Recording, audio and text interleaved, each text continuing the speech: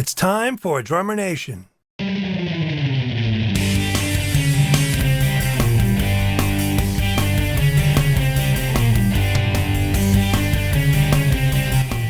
Born in Rio de Janeiro, Duduka Da Fonseca started playing drums when he was 13.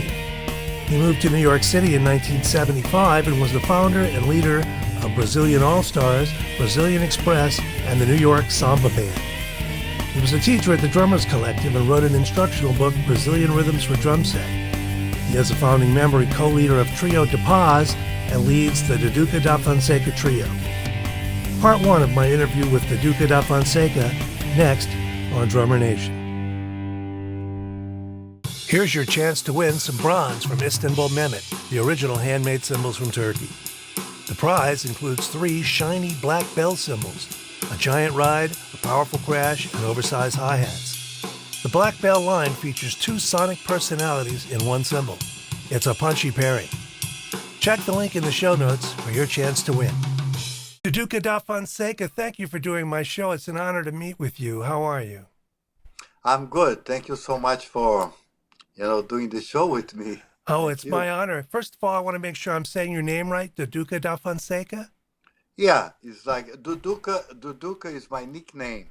My name in the passport, in the birth certificate, and when I'm traveling is Eduardo.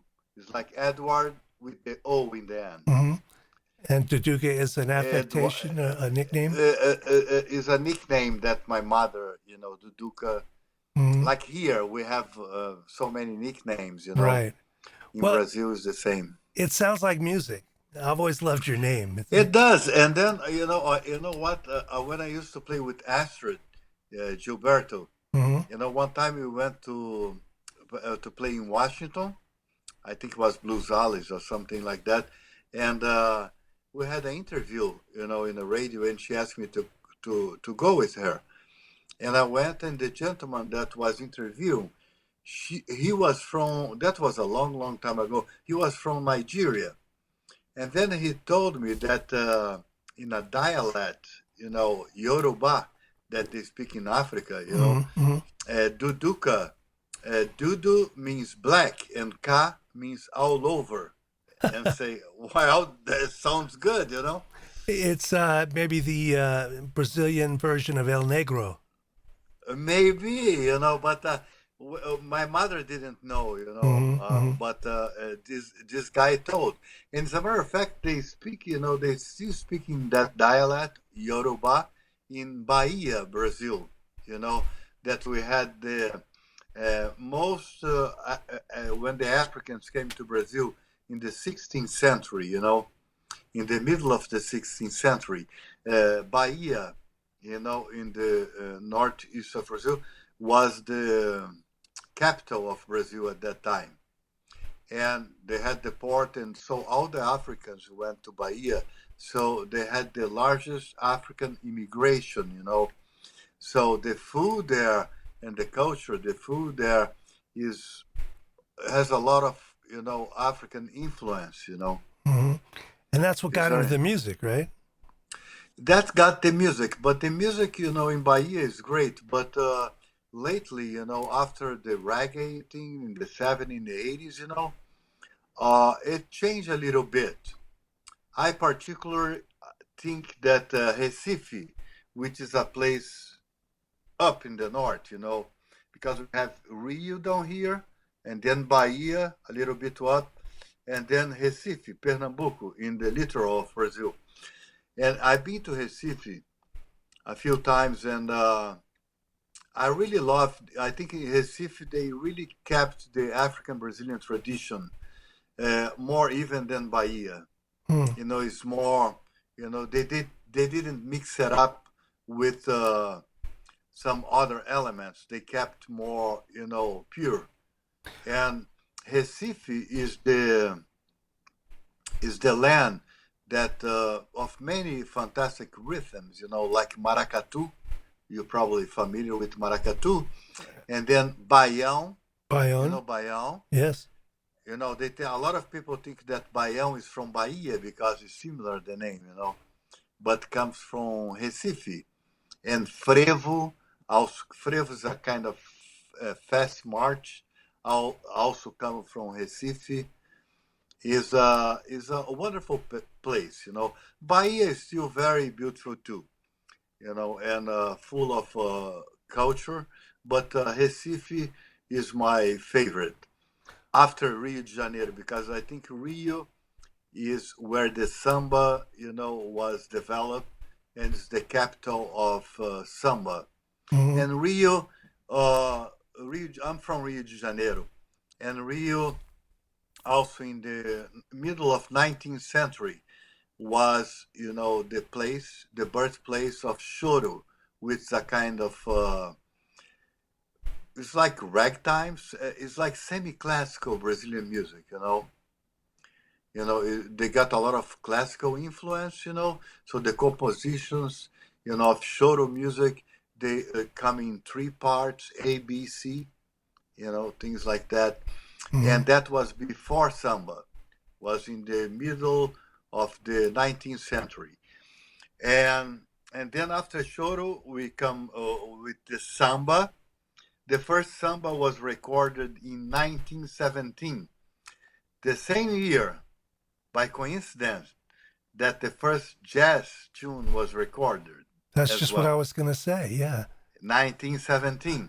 The name of the Brazilian tune is Pelo Telefone, is by the telephone, and Donga recorded that. Uh, and then Rio also is the birthplace of Bossa Nova. Well, let me ask you about some of these things because I want to get into your personal life, but since we're into the rhythms of it, Americans think of Brazil, we think right away of bossa nova and samba. Uh-huh. I don't know that we know the difference, though. Tell me about those two rhythms. Well, samba, I believe bossa nova came from samba, and that's what Jobim and João Gilberto, the fathers of bossa nova, they say we play samba. It's just a subtle way to play, but the rhythm, the pattern, Hmm. it comes from samba. It's just more subtle. Samba is heavier. You see like the what we call schools of samba that they have many percussionists, sometimes 300, 400 percussionists. That every year they compete in the avenue in Brazil, in São Paulo, in Rio, in São Paulo, and all over. These are the samba So schools, right? samba schools, Hmm. you know, which actually is not a school, but just the name we call is college samba. It's like a Uh, drum corps, right? Like a giant drum corps, it only is with based on samba. hundreds of percussion players Hmm. and also dancers, and it got really big. Hmm. Carnival became a very commercial, event in all over Brazil, and that was born in Rio in the early 20th century. Some people used to gather. It has something with some religion, date. It's like 40 days before Eastern. And in Brazil, we've been colonized by Portuguese. We are the only country in South America that speaks Portuguese. Hmm. And, the Catholic religion is very strong. So the carnival was a celebration that's always 40 days. It's like in New Orleans, it's the same thing. Well, that's what I was going to say. I'm from New Orleans, and we have, Ash Wednesday is the beginning of Yes, Lent. And then yes. Mardi Gras, or their carnival, was a 10-day celebration leading into Lent because you were required to give up something for Lent. And so the idea was you were going to party for the 10 days prior to Lent. It's the same thing in Brazil. Instead Okay. of legally, it's 4 days in Brazil. It's like Carnival is 4 days? yes, uh, Saturday, Sunday, Monday, Tuesday, and then Ash Wednesday. You Hmm. know, but the people there they start to celebrate much before and they finish much after. Well, The whole thing stops. in New Orleans at midnight on Ash Wednesday, man, it comes to a close. They shut down the streets, and the street cleaners come through, and the horses with the police, and it's done Well, at midnight. Boom. I know in Rio, I don't think we have that discipline. We keep partying. Just keep going. People keep going there. Now that's a big part of a Brazilian culture, right? Carnival and samba. It's more It than is. It music and dance, is. isn't it? It is. And then one thing that you from New Orleans, one thing that I think is very has a lot of things. I know drummers from New Orleans that they able to play Brazilian music, which much is much easier to them to feel Brazilian music because, for instance, the second line, you Mm-hmm. know, Mm-hmm. the is very in one way similar to Baião, like a Right. There you go. have some similarity. Yeah, they And call that a New also, Orleans Mambo. Actually, that like a half a claw yeah, maybe. it's amazing. And I'll be darned. also, is also is amazing because you see that in the Arab tradition. If you go eat a falafel or anything, or go to an Arab restaurant, with Middle Eastern food, Mm-hmm. you hear that beat on the back, Mm-hmm. Mm-hmm. the tung tung tung tung with their melodies, Yes, I've heard But it in Istanbul with different I think instruments and melodies. yes, it's something universal, that moves to from all over the place, from that place, the Middle Eastern, Mm-hmm. to Africa, to New Orleans, to Brazil. Well, I believe that. you touched on the word. I do too. You touched on the word feeling. We can look at beats as drummers, right? Say this is Uh-huh. a samba beat, this is a bossa beat, this is a whatever beat, but it's really a feeling, right? It is, Michael. It's a few, for instance, people say, "Oh, bossa nova is is easy to play." I tell you what, I'm 68 years old, and I know right now, you know, just a handful of drummers that can really play bossa nova with the real feel, and a handful of guitar players that the basic bossa nova instrument, Mm-hmm. like João Gilberto play. Mm-hmm.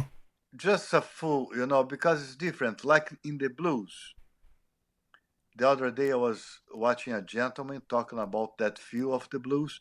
A split second of the one between the notes, it makes a huge difference. You need to feel that. You need to live that.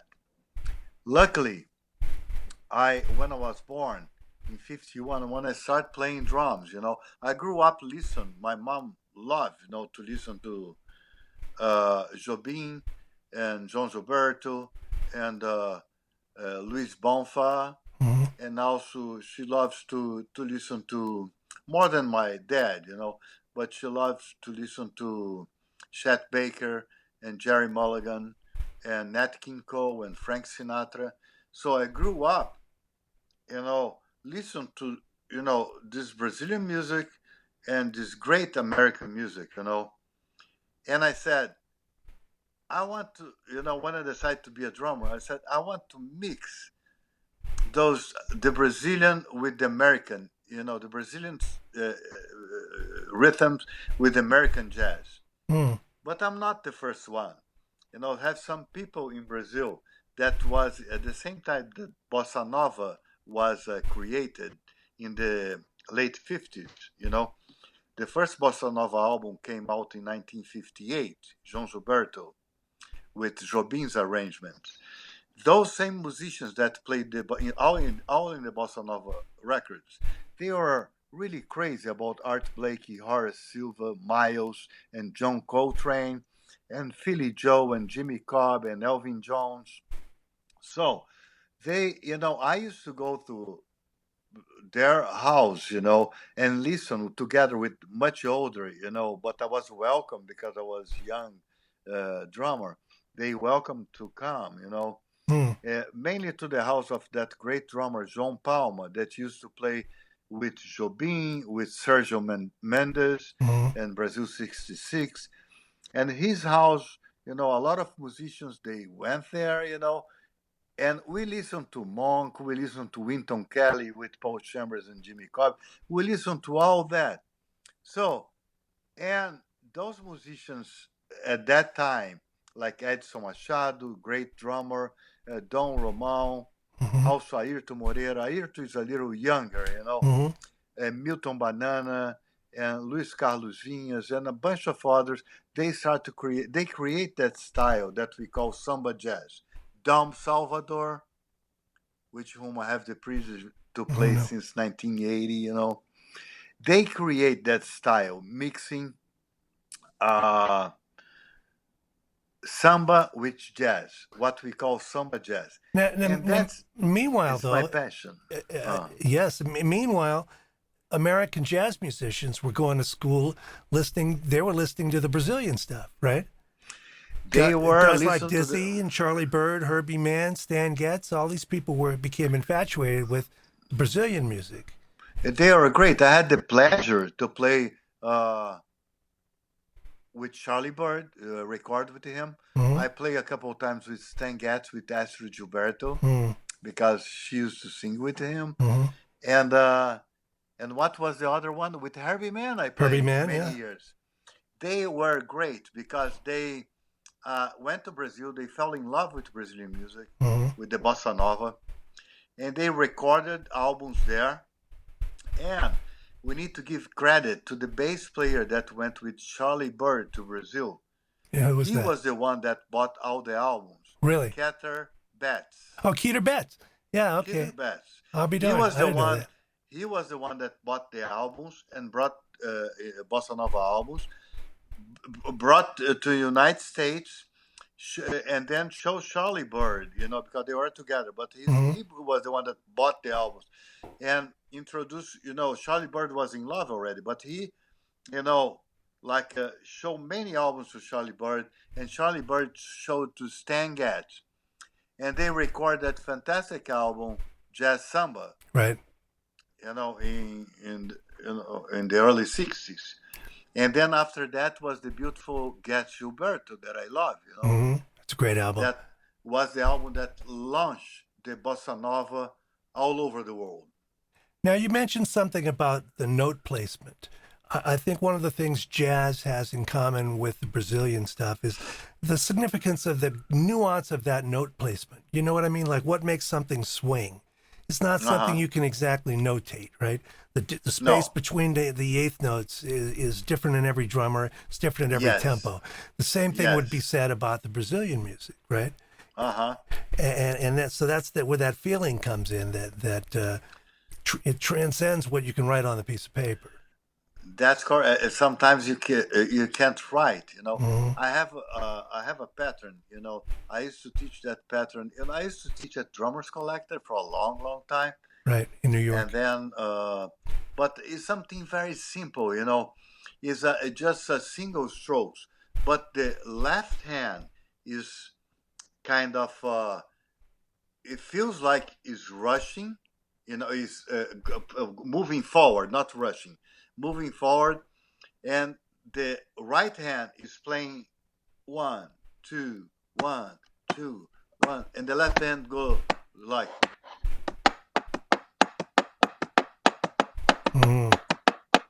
Almost triplets. Yeah, that, but it's not triplets. Right. It's not 16 notes. Right. Right. It's what we call it's what we call in the crack. I know. I showed that to many drummers, including the great Jeff Hamilton. Mm-hmm. And I said, man, this is one of the most difficult things, to get that feel. It is, and it's the most simple, in one way, simple, but in one way, the simple things, are sometimes the most difficult things. Mm-hmm. But talking about Jeff, I really love the way he plays Brazilian music and the feel that he has, to play bossa nova and samba, Well, I used to go out with Jeff in L.A. and go listen to Claudio Sloan. Oh, yes. And we would just go, the two of us would sit there and listen to him go to school on that stuff for exactly what you're talking about. You know that Claudius Sloan, originally he was born in Argentina, but he moved to Brazil. I don't know exactly at what age, but he really got the Brazilian feeling. Hmm. Fantastic drummer. I really like him as a drummer and as a person as well. Wonderful man. I only met him a few times listening to him play. The other thing I would think that has a correlation between jazz and Brazilian music is embracing improvisation. I believe so. I completely, mainly in samba jazz, you Hmm. know, like in bossa nova is less improvisation. Like bossa nova is more, uh, uh, how you say that? A good word in English is not Patterns. restrict. Is not restrict, but is not based on improvisation. Like samba jazz Hmm. is that's the thing is based on you play the head and you do something and then you go out, you improvise like in American jazz. Right. Yeah. That's one of the things I really like about Brazilian music. The I feeling, the love it. nuances, the rhythmic lilt to it all. That's not straight eighth. It's not swung. It's what it is. And I love Brazilian American jazz too. Oh I yeah, I know was you do. lucky. I was lucky to in the years, like starting because I came to America and everybody sometimes they label, oh, Duduka is a Brazilian drummer. Hmm. So I got called, you know, for a lot of Brazilian, they put that stamp on you, and Hmm. a lot. But then, luckily, like around 2000 or something, I moved here in '75. I had the chance, Eddie Gomes called me to play with his trio. Great bass So player. I had the chance to start to play, because I love to play straight ahead in Brazil and Rio. And here I got more to play as a Brazilian drummer, calls to play in Brazilian albums. But then Eddie called me, and then after that, Rufus Reed also called me, and I had a chance to record a few albums with Rufus. We're still playing, Hmm. on and off, Do you? and it's wonderful to play jazz with American musicians. Well, you played It's with a a lot different of feel. them. A different feel than the Brazilian players, right? Oh, when you play jazz with, it's the same thing when you play samba Hmm. with Brazilian musicians. I could see that. Something is different. And I worked with they some. wonderful. They both wonderful. I'm not judging which one is No, better I hear or you. not, but it's a different feel. I've worked with a few Brazilian musicians, like bass players, and all of a sudden it's It's wow. a wow. That's a lot different than I was expecting. Even though I Exactly. thought I knew what I was doing. Again, it's not the rhythms; it's the feel. Now, It's you the also worked feel. with a lot of great jazz musicians: Phil Woods, Lee Konitz, Wayne Shorter, Joe Lovano, just to mention a few saxophone players. So you've had a long, successful career as a jazz musician here, in addition to the Brazilian stuff. I've been lucky. I'm very privileged. And lucky to had the opportunity to play with those great and become friends. Hmm. With those great musicians like Phil Woods and he was lucky. He really liked me, and I play in his album. He played in one of my albums, and we had a good relationship with Kenny Barron too. Wonderful man with Tom Harrell, those guys John Schofield. Uh, they're just wonderful. Some of them, like for instance, Kenny Barron. Kenny Barron, I play like I still playing on and off with him, but we play 4 years with him. Hmm. With Trio Da Paz is a Trio Da trio Paz, that yes, I love that trio. with Romero and Nilsson, and we played 4 years with Kenny. We did the album. Kenny was a kind of band leader. He never tell you what to do, what not to do.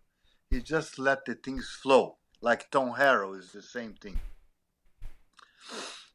and this is very good. Like Rufus Reed, for instance, Eddie Gomez don't like to rehearsal. He just go and play. It's Hmm. kind of scary sometimes at the beginning when I start playing with him. But Rufus, for instance, which is great. He's very specific about everything he hear in his compositions. So he's is very good. Also, you learn a lot. I learn a lot from and still learning from those musicians. You know, Hmm. some of them are very like Dom Salvador, one of the creators of samba jazz. He's very specific about little details and little things, you know, and which can be very good because it make you to reach to go place that you Right. didn't think before, you know. So it's a good way to learn, you know. I used to work with a piano player, and I'd say, "How come you never tell me what we're going to play?" And he Uh, said, "Well, I don't want you to know. Maybe you'll play something I didn't expect, or I'll do the same, and we'll have something fresh." uh, That, that's right, that's a you good know. way to look at it. It can scare the daylights out of you sometimes. Sometimes, yeah, you know, Sometimes you get some great stuff. Let me ask you about some of these exactly. rhythms.